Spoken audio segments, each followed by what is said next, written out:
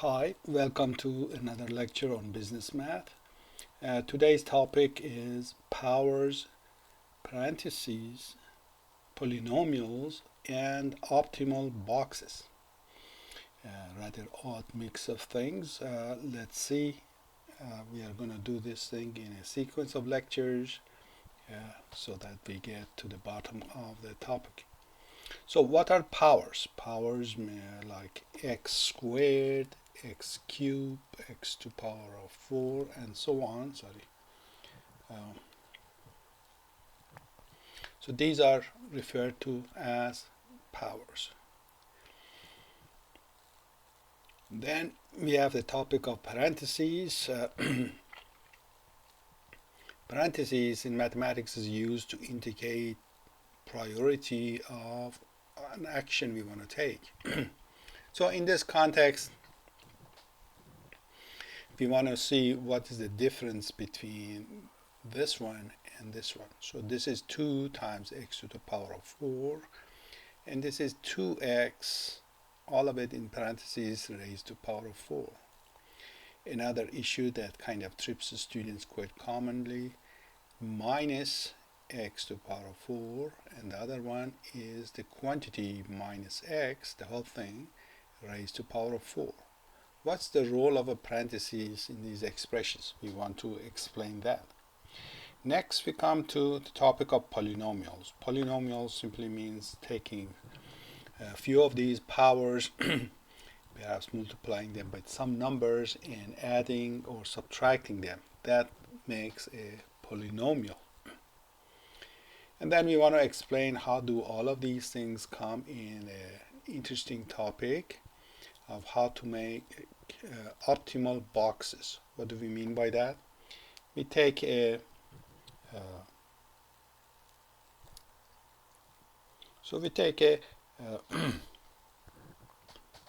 cardboard in the shape of a rectangle. So here's my cardboard.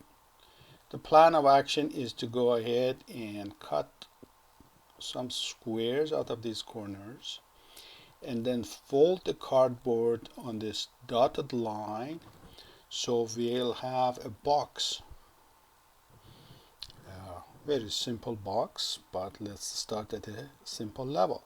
So we have a box here, and the question is, well, if a cardboard is given to you, how much are you going to cut for these squares? If you cut a very small amount, well, your box is going to be very shallow and it wouldn't take much in it. If you take these squares and make them very large, then what happens is that this base is going to be turned into a pencil-like looking, a thin base, and your box again would not contain much of a volume. So the question is, what's the happy medium? What's the optimal size for this square to be cut so that your box will be the best? What do we mean by the best?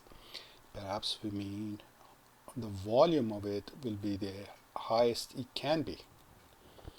Okay, so we have always in my mind something that we want to build. We want to get the most bang for the buck, as they say.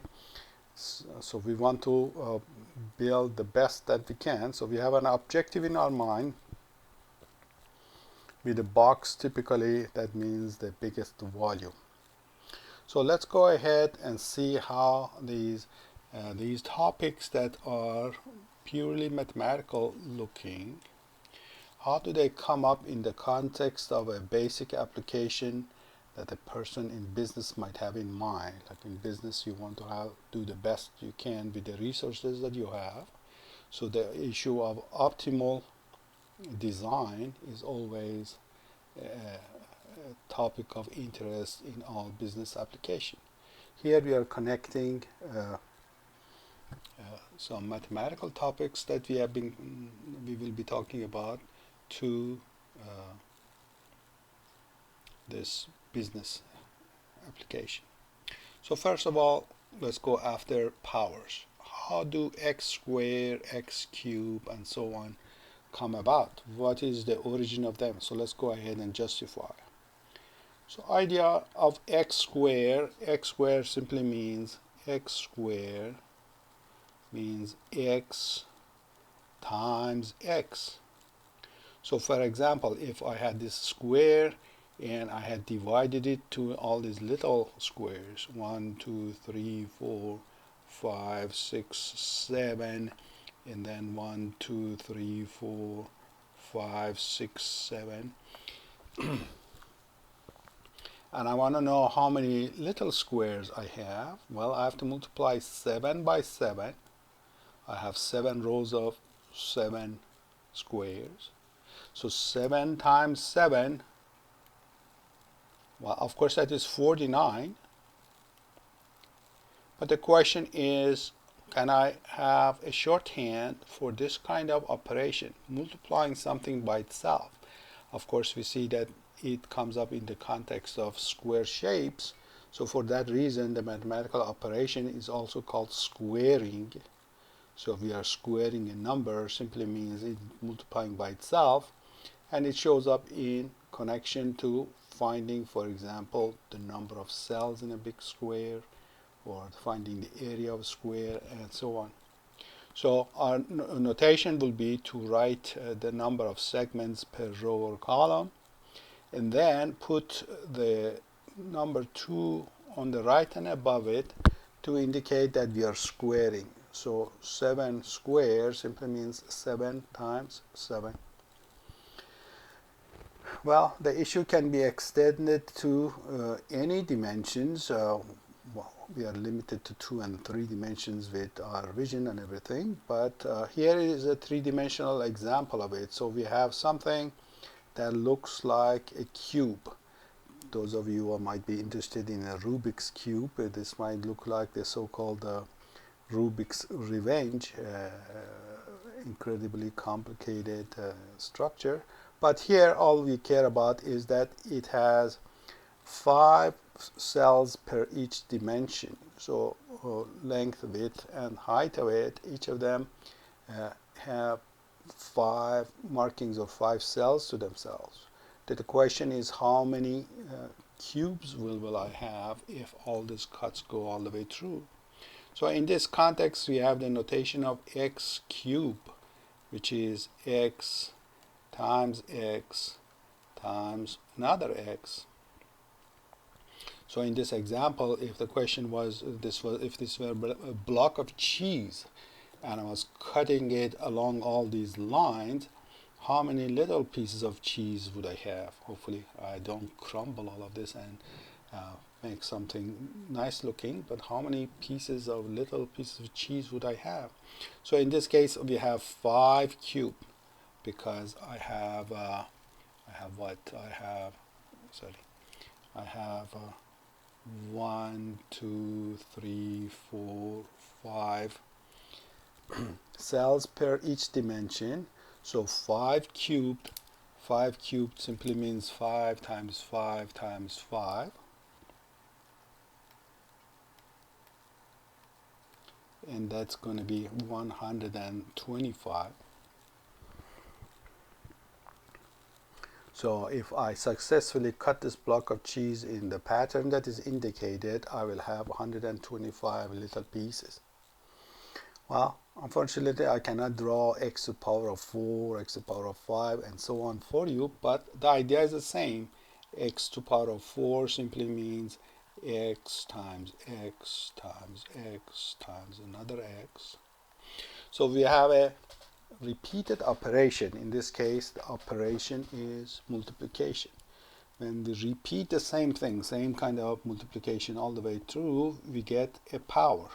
So similarly, x to the power of 5, well, of course, will be x times another x times another x times another x times another x. And in this case, we have 5 times. And then we have x to any number, if you wish, x to the power of n. Well, we don't know what n is, but whatever it is, so long as it's a whole positive number, it means take x and multiply it by itself as many times as it takes. We don't know how big n is, but sometimes they indicate it like this, that as many times as shows up in the exponent here, that's how many times we are multiplying this number with itself. So I'll have x to the power of n. Well, as soon as we invent a notation in mathematics, we want to learn how to play with it. And how do we play with things in mathematics? We add them, multiply them, exponentiate them, divide them, and so on. So here, simplest thing we can consider here is, what if I have two of these things, like I have an x squared and I have an x cubed. We said we want to play with them. Simplest thing to do here is to multiply them. And we get a very nice observation here by paying attention to what these things were. So x squared, we said it means x times x. And x cubed means x times x times x. And then we are, after we have finished making these things, we multiply them. Well, what is this? Well, this is just what we saw here. So x to the power of 5 is when you are multiplying x by itself 5 times. So here, what do we have? We have 5 times. From here, we get the idea that check to see how many times it was repeated here, how many times it was repeated here, and just add them, because that's how many x's you are going to have, and that is going to tell you what the answer is going to be, x to the power of 5. Now this gives birth to a very general idea that if I have x to some power and then x to some other power, this simply means n times. This one means m times. So here we'll have x times x times x, and this one will be x times x times x. This is n times, this is m times. When you are multiplying them, well, I'll have n here and have m here. It's going to be a total of n plus m times. So this is one of the first rules we get for multiplying exponential numbers with same base. So it was important that this is same number that it is here, because we are going to count the same thing. Well, if it was different, what if I had a squared times b cubed? Is there anything I can do to this? Well, no.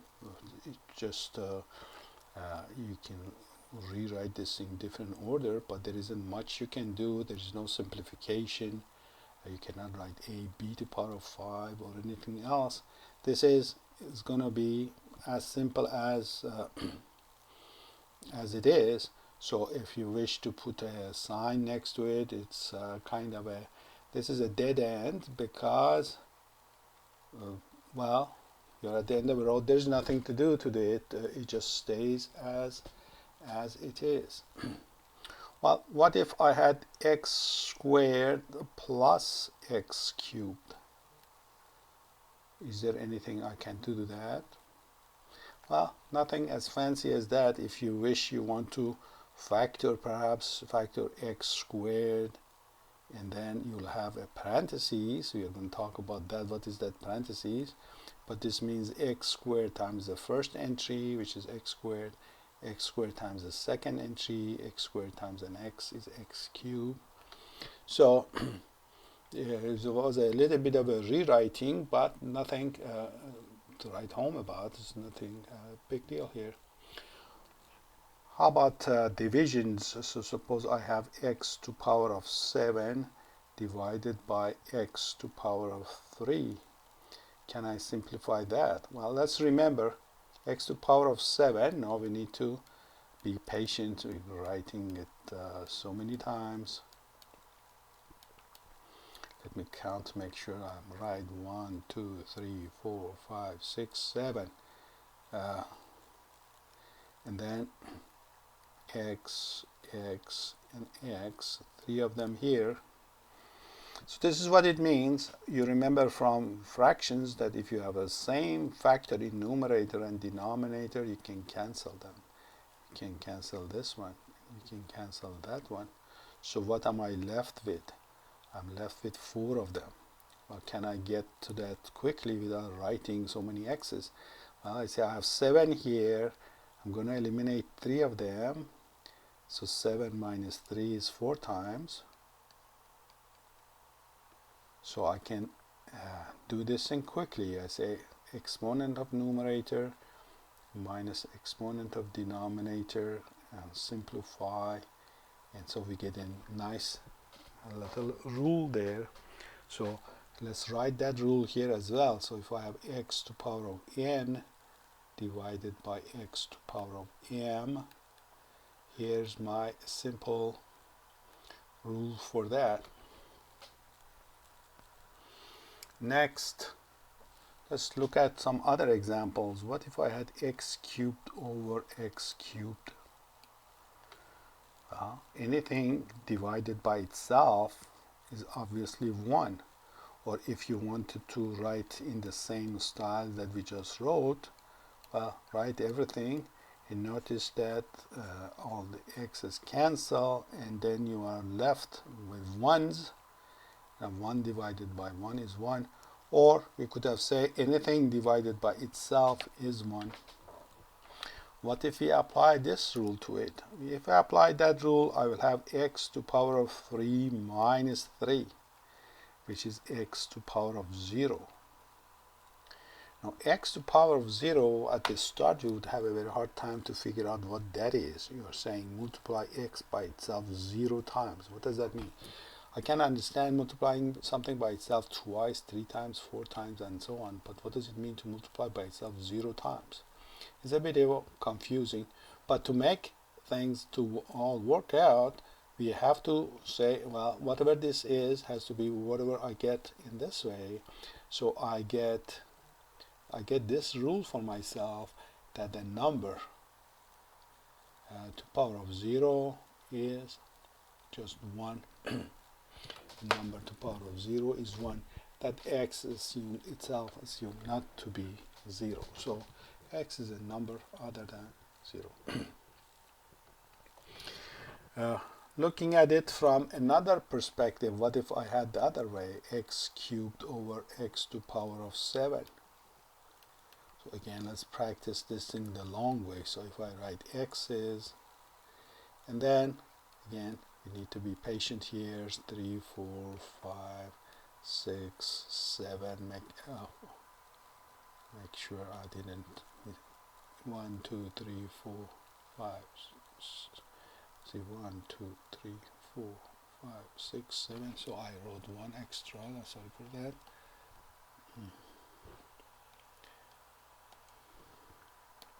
At any rate, I have cancelled this x with that, this x with that, this x with that. Now I'm left with 4 of them down here. So this is 1 over x to power of 4.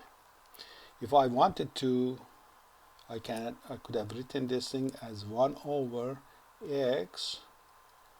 The exponent was 7. I'm eliminating 3 out of that. So that gives me 1 over x to power of 4. But what if I apply the rule that I had here, that was x to power of number of x's in the numerator minus denominator. So if I do it like this, here I get x to power of number of x's in numerator minus number of x's in the denominator, which is what? Which is x to power of minus 4. So that gives me an interesting insight. X to power of minus 4 by itself would not have made sense, because I cannot make sense of multiplying something by itself minus 4 times. But now for everything to work out, we say this means 1 divided by x to power of 4. So in general, we have a rule that x to power of minus whole number is same as 1 over x to the power of that whole number. So this was another rule for the powers. What else? Sometimes we have double powers or ladder of powers, meaning what? Suppose I have something like x squared, and I take all of that, wrap it up, and cube it. So we have this idea of parentheses here. We'll explain that, but let's move on. X squared cube, it means what? Well, x cube, excuse me, anything cube means multiply it by itself 3 times. So cube means take whatever you had, multiply it,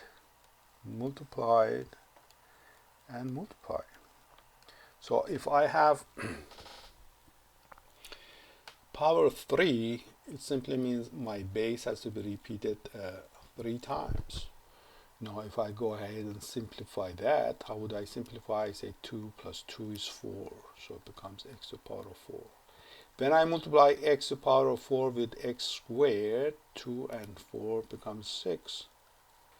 In short, what I did is that I added up all these exponents, 2 plus 2 plus 2. Well, what's another way of writing that? 2 plus 2 plus 2 means 2 times 3. I am multiplying 2 by itself 3 times to get 2 plus 2 plus 2.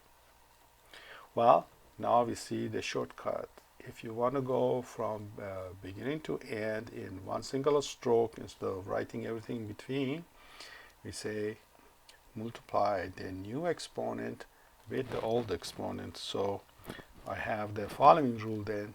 If I have x to the power of n, and then I raise it to power of m, I have x to the power of n times m.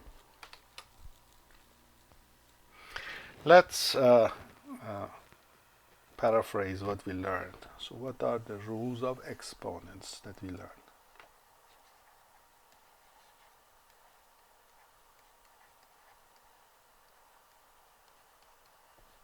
We learned for multiplication,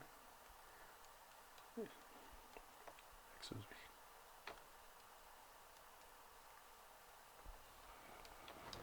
we learned for division,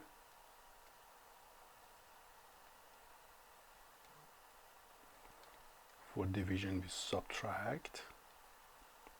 That gave us 2 rules. One was that x to the power of 0 is 1. Another one, x to the power of a negative number is same as a fraction where we have 1 divided by the same positive exponent. And then we learned the rule for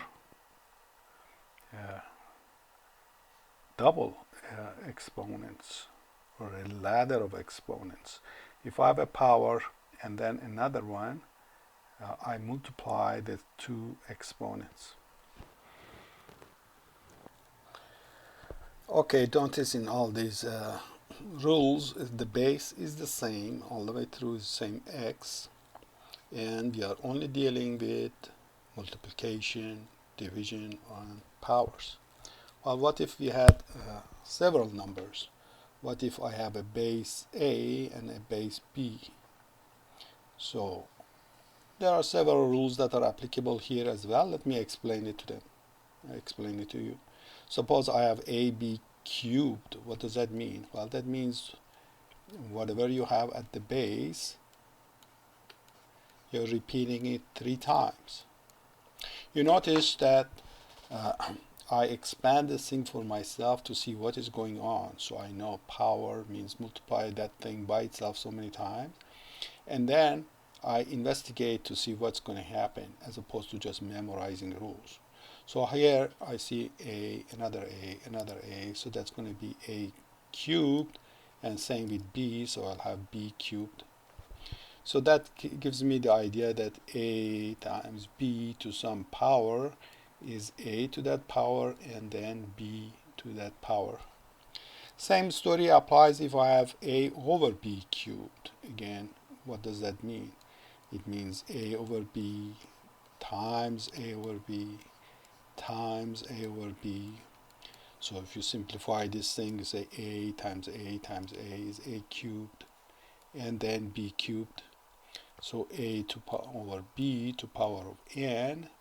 I can simplify it as a to power of n and b to power of n. What if I had a over b to a negative exponent? So we just learned that the negative exponent means a reciprocal. So this has to be 1 over a over b. Is that right? So here x to a negative exponent is 1 over x to the positive exponent. So here I have, okay, how do I divide the number by a fraction? I flip the denominator, multiply by the numerator, so I get b over a. Similarly, if I had a over b to power of minus 2, I can make this thing a little bit simpler by flipping my fraction and raising to power of 2. So here I would say a over b to power of minus n is same as b over a to power of n. And then you can combine these with more bases, a, b, c, d, and so on, and get more results out of that. Notice that we didn't say much about adding or subtracting the bases.